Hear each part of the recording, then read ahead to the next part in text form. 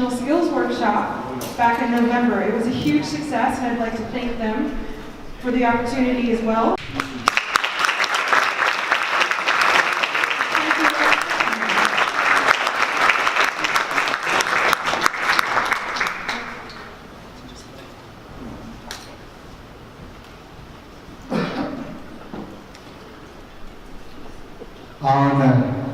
Chiklawi, gonna Kothanam Ahnam, gonna Yanawishanam, gonna Isinvitanam, gonna Kyanam Nininam, gonna Chanam Im Isinvisana, gonna Mimi Gulimana, Snapana, Chilsi gonna Titaniana, gonna Isinvitana I Kyanam Chi Aye Pichamna. Titai Titamna, Kiamna, Munam Aquina, Isinvitana, Kiamtum, Chanam Krishna. So, what I said here is that this evening, our elders always encouraged us, always had encouraged us to remember who we are and to remember where we're at. And so through the language, I welcome each one of you that have come here to listen to what I was told and the way I was told it and the way I understood things of like some of the effects that happened directly and indirectly to the Wanapum people for the land in the Manhattan Project, Hanford Reach, Hanford National Monument today. So that's will be my talk this evening. But before we get started, that these words that I might use might be words of my elders, or they might be words of my ancestors. And so by recognizing that past history and the continuation of our tradition and culture and our beliefs, that this land also has its part in the way that we conduct ourselves in the way that we live. So this part here, I ask any recorders or whatever to be shut off. And I'm going to open this with a little. All right, the presentation will be my speaking, and hopefully I can present it in a way that shows the pictures. The pictures are going to be rolling pictures, and it's going to show you from the time that our elder and our leader, Shmukala, and the way things were at that particular moment in time and why he chose some of those things to do. So as soon as that begins, as you can see, is what was Shmukala looking for, because that era of time in the early 1900s there, what was he looking for? What was he trying to find? Because they had been creating reservations, they were creating other things. But Shmukala came from a long line of prophets, people who had knowledge about the land and about how to take care of the land and the laws that were put here by our Maker. So I'm going to begin now. The Wanapum and the tribal people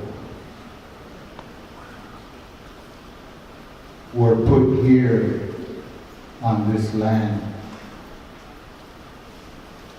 We didn't come from anywhere. We didn't migrate in. The Creator put us here and made us from this land here. And through the sacred words, gave us a body, a heart, and breath. So we come here right from this land. We didn't migrate in from anywhere. So this land, we're a part of this land, but yet this land is a part of us. We can't change that. That's who we are. That's where we come from. We have responsibilities that we have to adhere to, things that we have to do, land that needs to be taken care of, land that needs to be recognized as it should be through the teachings of our elders and of our ancestors. So when you think about that, is the big instillment that they said, you didn't come from nowhere, and you have the responsibility here to this land. You were given everything. You were given plants so you could make shelter, so you could make clothing. You were given food plants so you could gather foods. You were given medicine plants to help you take care of yourself. All your foods name themselves for you, that they're going to be here for you. But you have to follow these unwritten laws that are instilled in who you are and where you come from. Because that's your responsibility. This doesn't belong to you. You do not own this. You're only taking care of it for a short time.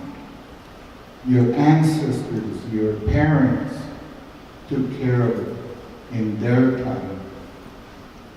You're going to have children. You're going to have grandchildren. And they're going to have children. And they need that tie back to this land and to them resources, because that's who they are. When you start thinking in those terms, our way is instilled into the land.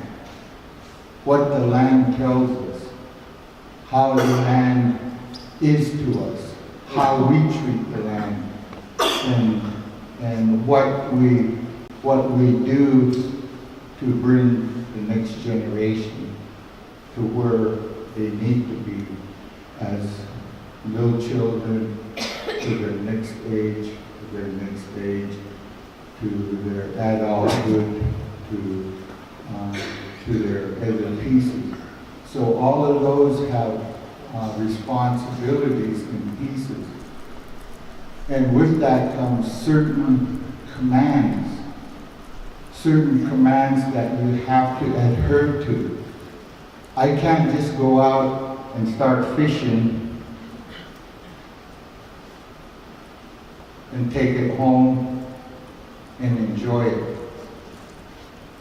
We have a responsibility that first food fish is coming back, that we have to have a giving of thanks. We have to have a recognition of that first food's coming back. Because with that comes other things. When our system changed, like it's changing right now, from the longest day to the shortest day, and our days are getting longer. There are certain things that have to be done. There are certain things that the land had to recognize. there's certain things we as tribal people today, what we call Indian people, Wanapums, Yakimas, Umatillers, Colvilles, whoever, that they all recognize that way of living. And so when you think about that is, all right, what are the struggles and how do we cope and how do we deal with the influences and what is called the historical trauma that has been imposed upon our people by the dominant society through the doctrine of discovery to take over what was already ours. What gave somebody the right and authority to come do that and want to change us today to say, we conquered you. Didn't you conquer me? You know, I didn't come from nowhere. I came from right here. I have laws to live by. So how do we move forward in today's world to reclaim that property or any property? In the time of Shmukala, his idea was to stay away from the dominant society, to not be engaged into their influences, alcohol and some of those other things that our people were getting into. So he wanted to isolate himself because there was nothing there that went along with the laws and commandments that they lived by. The dominant society had nothing to offer him. He didn't see anything there. So he chose to isolate himself so that the people could live of who they are, not who someone wants them to be, but who they are. So through his time, he isolated, but you have to realize he also had traveled extensively to some degree of his time.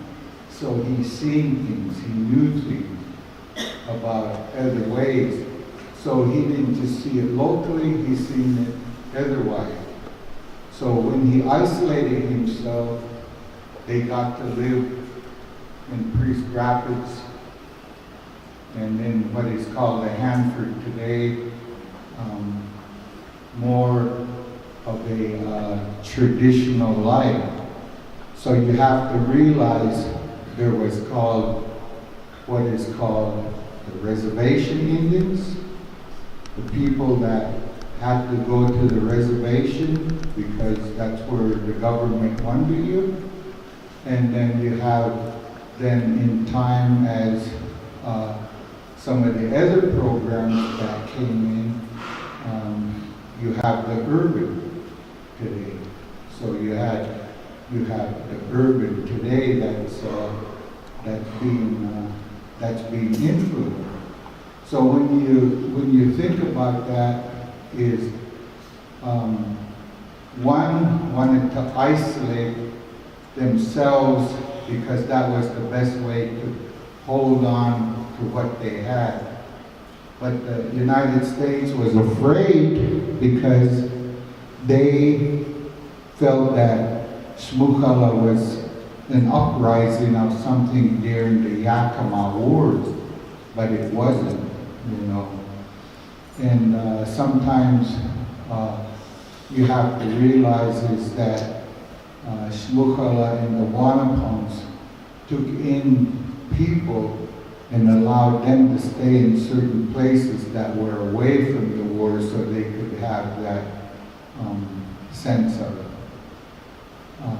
protection and all of that.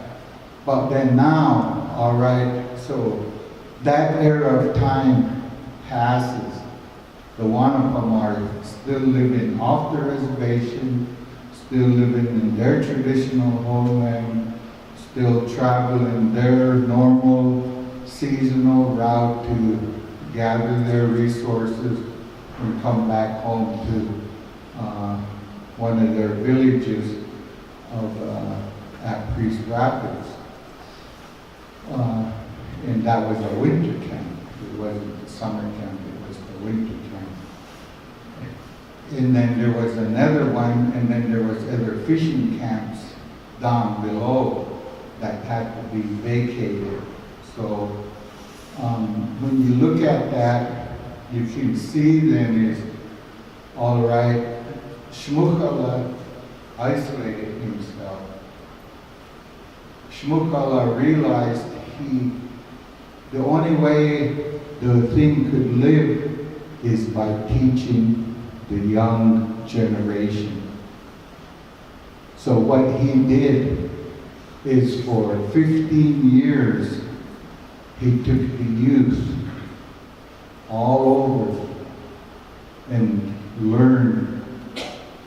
taught them about this spiritual, everything about this land here and how this land is. And out of how many ever kids went, only 2 finished. One was his son, Yuyuni, Shmukala's son, and the other one was Pakayatu, Johnny Buck, my grandfather. They were the only 2 that survived under the Shmukala teachings. So Johnny Buck then faced a new era of time. In the name of national security, they had to vacate the Hanford area. But they made a plea to Colonel Matthias that they had many fishing sites down there, they had equipment down there yet, they had campsites down there, they had burial sites down there, they had sacred sites down there, and they knew they had to leave, but they wanted them to be treated with respect, and they wanted to be able to go in and visit them once in a while so they could see for themselves. So what happened then is Johnny Buck then made an understanding with the United States government through Colonel Matthias that the Wanapum, in the name of national security, would vacate the Hanford area, but they would be able to come back upon the completion of the project that was being put in place. While today we all know that that didn't happen, because with that came all the other things, the contamination, that threatened a lot of different things that contaminated some areas, the fisheries, of the lakes, of the groundwater into the Columbia River. So the Wanapum and the federally recognized tribes then began to work toward affected tribes and traditional use tribes began to work toward then how can we understand the cleanup process and when and how much is going to be cleaned and all of that. So as we move toward that, you can see then that Johnny Buck then didn't have a choice. He had to leave. And that only left him then, because the army had taken the first piece that was vast, which is called the Yakima Training Center today, and then the Manhattan Project took the second piece. So the Wanapum had the last winter village at Priest Rapids. So that's when they went back. So then with that came is the understanding was what he understood and what was written down in the English language and interpreted, and how it was interpreted today. And today it's a struggle because sometimes you have to remind them is our people. My grandfather, as many tribal members of that time, could not read or write. They didn't speak no English. They had to have interpreters. So under that respect, we have to understand that we need to give the benefit to the way the tribal people understood it and what they instilled in their children. And that's what we need to do. But that's not only because that's the right thing to do, it was challenged in the Supreme Court too also, where it says you have to give the benefit of that to the Indian because you have to understand the way they understood it, not the way we interpret it today, because it might be different. So with that then, it becomes the instillment of that land. How the elders talk to me. We could be sitting there and they could be explaining a place. And when I got to go there as an older person, I got to see them what they were talking about. And their stories and the things that they were related, all the I's were dotted and all the T's were crossed. I could go exactly to the place today, even though I was never there, but through my memory and what they told me, I could go right there. That's how we are connected to the land. And that's how the land is connected to us. And so, Johnny Buck then, because he didn't have a treaty, their people chose not to go to the reservation. They were not at war with the United States. They had not bear arms against the United States. So they didn't see a reason to put something on that they couldn't understand and agree to, because they wanted to live like who they are, not to something else. So he didn't have the treaty language that provided for the protection of some of those things. So how could he then and his people survive into this new era of time and still be able to maintain and practice who they are and live simply like they want to live and do the things that they do and realize and help the children realize this one important word. And that one important word is economy. Our economy as tribal people is different than the dollars we carry around in our pocket. You know, so when you start looking at that, you begin to instill to the children then of who they are, what resources are for them, and how these other resources might not be all for them. So, you know, we have to recognize that word, simple word, economy, but it's got a lot of meaning. Because how can we survive today?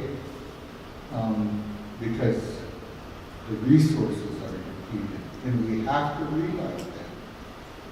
There's not as many salmon in the river.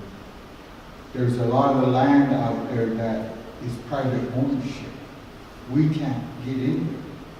There's land that belongs to foreign people that come in here and buy vast amount of land, and it's our traditional use areas, and we can't access it. So how do we live into today's world? How did Johnny Buck forge himself so that we could be one upon it today?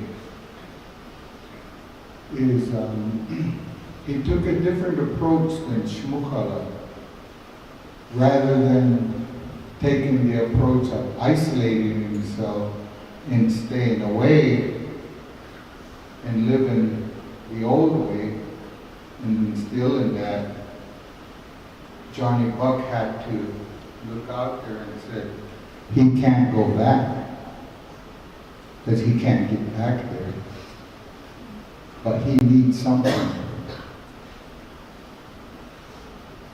So it was in the beginning, you, his neighbors, the non-Indian people,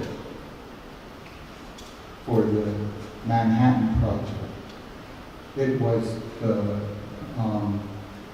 White Bluff School, it was the Guns Club people, it was some of those people who wrote supporting letters for the Wanapum and documented all of this, that who were the people that were here. So they did a project, what they called historical pioneer aid something. And when the stories came back, it was certain times the Wanapum were moving through, they camped here for so many days. The women were always fascinated by the sewing machines and, you know, some of the other things, you know, they like to get in up there and meet the ladies and try to understand and learn more about that. So you could clearly see then is through then the fact that Johnny Buck says he didn't want to break any laws for anything because that was a part of their way. They didn't break any law. And even though it wasn't their law, they can't break it. But yet he wanted things for his people, and he wanted things for the dominant society's people too. He says we can all somehow come together. And so it was that reaching out of extension to people who were influential to the system, the government system, meaning the county, the state, the different areas, you know, the people who are doing things, reaching out to them and saying, hey, I need, you know, these people need a place. they just want to be who they are. And I think one of the things that says and documented, and it was documented in the state records, was the fact that, and you know, it's not to put anybody down or raise anybody up, but they documented it as they're probably the last remains of the plateau people living in a traditional lifestyle. So meaning up to 1957, they were still living in those two-man structures. They were still doing some of those things, but yet they were being challenged then by some of the other activities that they engage in, whether it be fishing, food gathering and whatnot, because they didn't have that treaty language. But like I say, through the non-Indian here was like their understanding of why are we going, this is not who we are as Americans. This is not who we are as U.S. citizens. You know, so one way was reached one way, and the other way, Johnny Buck reached out to the neighbors that were around him for support that he could keep living in that traditional manner, because he had to adhere to those unwritten laws. And that's what he instilled in us, is you guys, not him, but our parents and uncles and aunts, they instilled what he had said, that this land is who you are. This land is deeper than something that you can just feel. So today, you know, when we go somewhere, it's we need them. We need those foods. We need these Vision Quest areas. We need these homes because we're growing. We need to go back home. We need to come back to the land. We need to get that land off where it was put for us. That was put there for us. You interrupted it in a short time. It's now working with the Department of Energy, and we all realize that administrations change. While administration before might move something forward, administration, new one might come in, that might not be a priority, but still we got to educate them. So on the Manhattan Project, we work with all the federally recognized tribes in the area and ourselves, because it's our traditional homeland that we never left, and so the federal government does recognize that, and so we are afforded some opportunity lately to go back in.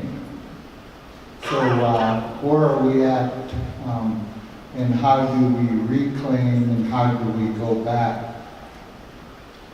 It's consistent communication, it's consistent education of different ones, but it's a long history of that this land we have, we can't change it. So I have no authority, I have no way that I can do things other than teach the next generation.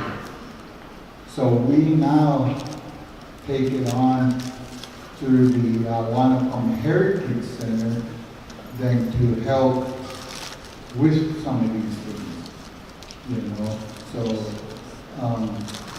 you know, we're moving in that direction. So some of the things that you're looking at here is how we reclaim that. So this here, what is that? You know? Well, that's a artifact that they have at the National Museum of American Indian and one at, what is it, Natural History? Angela Miller? Natural History. They didn't know what it was, but it said Wanapum on it. Well, what that is that's a fishing drift net swimmer for the Hampton Reach. My father and my uncle were the last ones to participate in that type of fishery. It was all made out of hemp, and these net sinkers that you see there, they were called divers, and they drifted the net down, and these divers dove in. It was a unique technique for the area, and they swam, and you could see the way they were constructed. If you look at it real close, the ring is round, but yet it's got like shock absorber movement like this, and it's supposed to have tails on it that come like this, and then it's supposed to have a certain weight that goes from here. And what happens is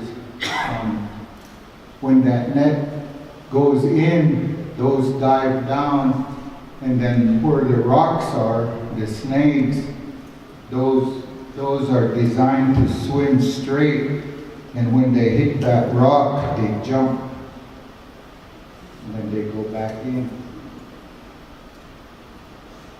And they had an expert that studies fishing techniques all over the world. When we told him what that was, and he says, yes, these guys are right. That would work. This piece would work. That's what it is. Because they thought it was some kind of a, what do you call those, dream catcher wheel type situation. But it was not that, you know, it was not. But you have to realize then is, how did those people dream and understand those technologies? Because the Creator gave it to them. He gave it to them. He showed them what to do. That plant came forward and instilled itself and showed them. Can you believe that? It's still there. It can still work. Did they have engineers? Did they have this? Yeah, they probably had that. But yet they believe the Creator showed them. He told them how to do it. And through different pieces, they got it done. So, you know, as we're moving forward, this is a canoe that two of our, my son and my nephew made, along with some of the other village members, but they were the main ones. So right now, I think what is called protect, preserve, and perpetuate. So I think there's another piece, and I think we need to go back to what Shmukhala said, and that's where we're at today. And what Shmukhala said was, teach the children. I have to teach the children, because that's how it's going to continue on. So this is today's effort in the participation of inclusive of the children to everything. This is the new Heritage Center being put up where the Wanapums themselves actually weave the tule mats. The Wanapums themselves actually went out and gathered the dog bane or hemp and combed it out and weaved it all into string. So those tule mats you see, they're all hemp handmade string. So it wasn't brought here and sent from where do you get that in? Czechoslovakia or wherever, you know?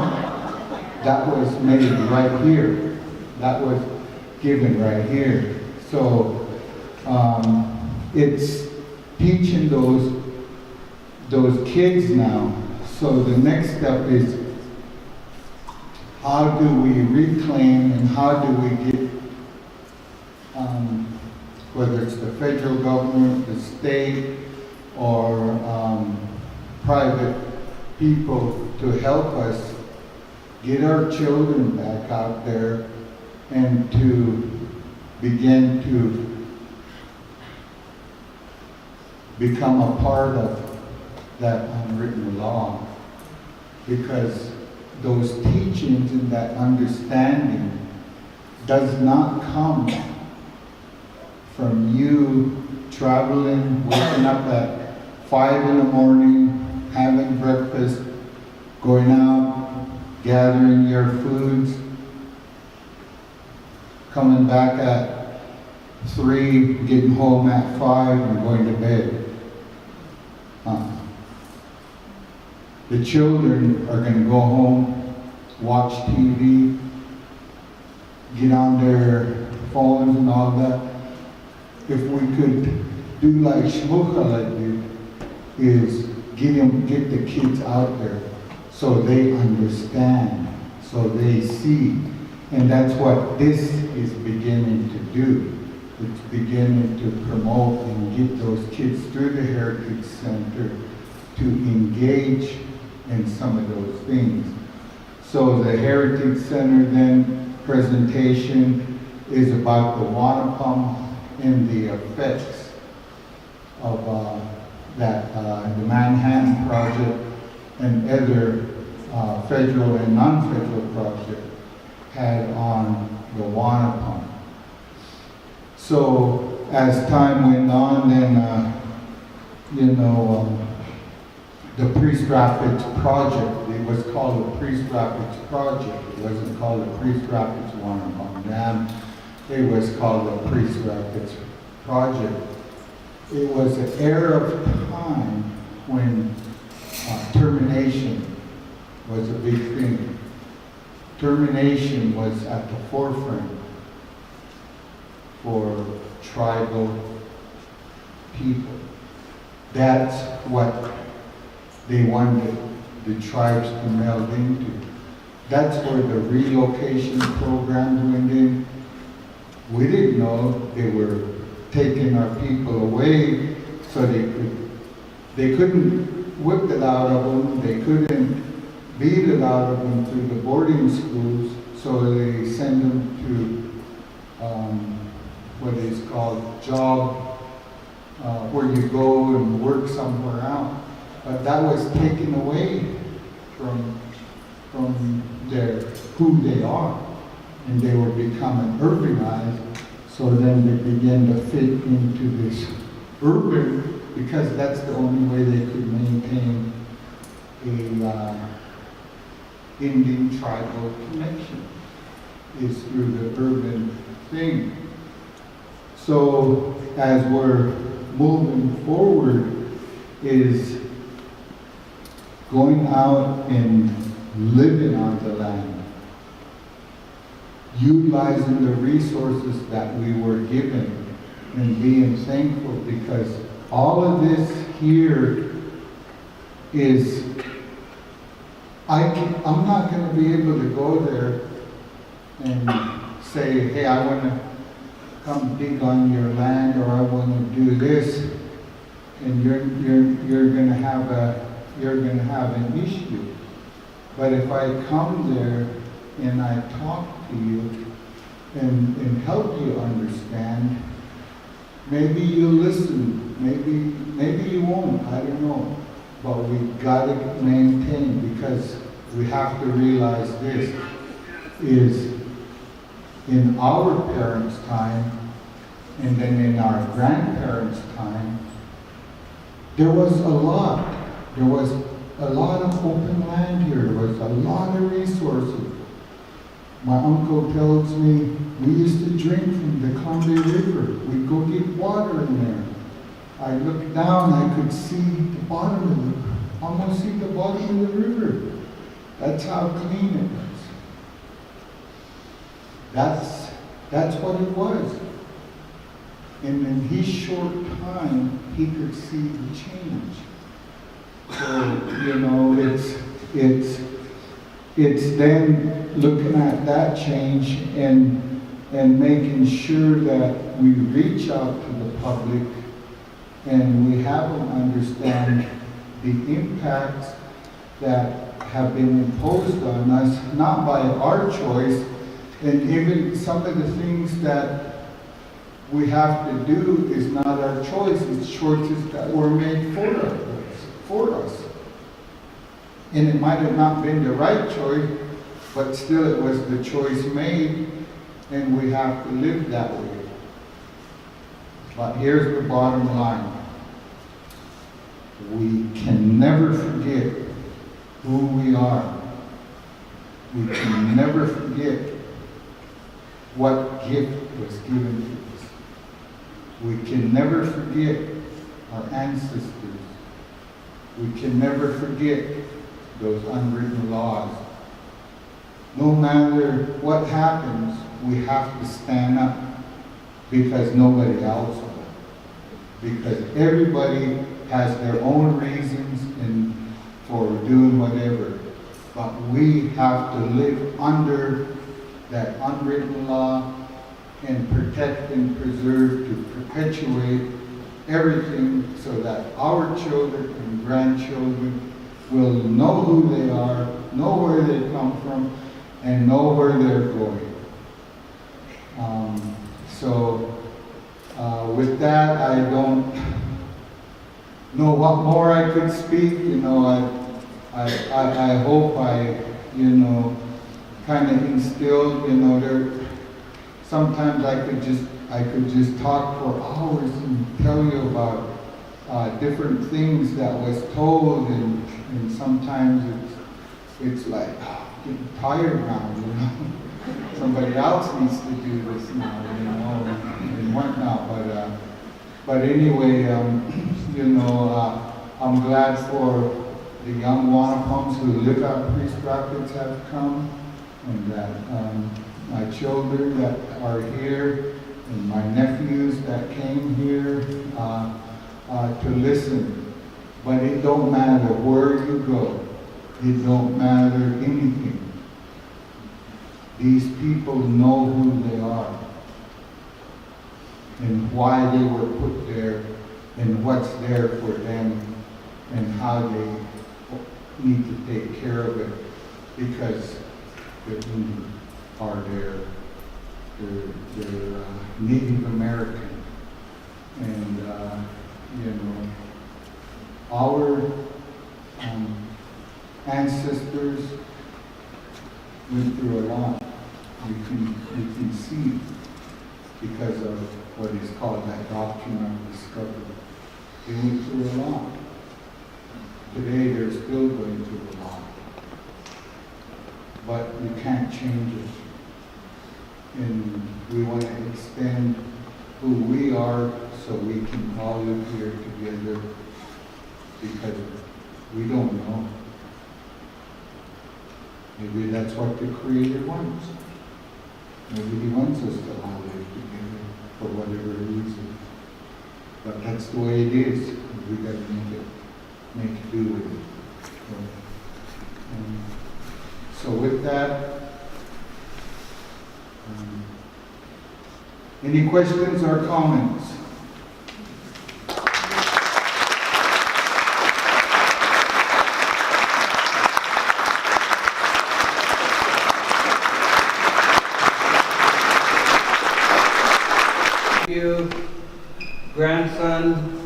Keenan, and his friend, Alyssa. All I'm trying to say who's there. Nakia, Carmen, Ernestine. Wow. We got a lot of families here. I'm happy we're all here. It really is important what is being talked about. I'm always running into places that I go and gather, and we never stop. We never do stop. I've been digging and gathering since I was, old enough or strong enough to hold a digger and put it in the ground and get those roots. And I'm way over 60. And I want our children to do that and remember all the different foods, all the different plants and medicines. And it really is getting taken away now today. I really can't stand those phones sometimes and all those games and the TV. I can't. I took my grandson's TV away and for a whole year. And he got a 3.7 in school. And then his friend went out and bought him a new TV.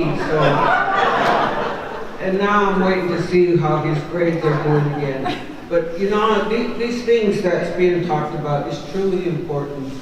We are who we are, and we were put here, and we're not gonna leave. We're not going anywhere. This is home for all us Indian people. This is home. And we have food, we have medicines, we have our children. Them are our biggest resources that are coming up behind us. And they need to know these things. They need to know who they are and where they come from. They need to know these foods. They need to know the medicines. And I hope that they're going to make time and they're going to know these things. How to build a home in case our homes are wiped out. They can build a tule mat house. They can make that string. They can make a bow and an arrow to hunt with. They can make the fishing gear that we can fish with. If we don't have those things anymore, we're trying our best to teach them those things. In just a short time, things just got taken away or forgotten about. And we need to really wake those things up because we are Indian people and we are responsible and accountable for our children. And that's kind of like how I feel. I just feel like I gotta keep doing these things. I can't quit. I can't quit. Because our kids need to know these things, our children need to know these things, or they're not going to be Indian people anymore. So that's just what I think. Thank you for listening.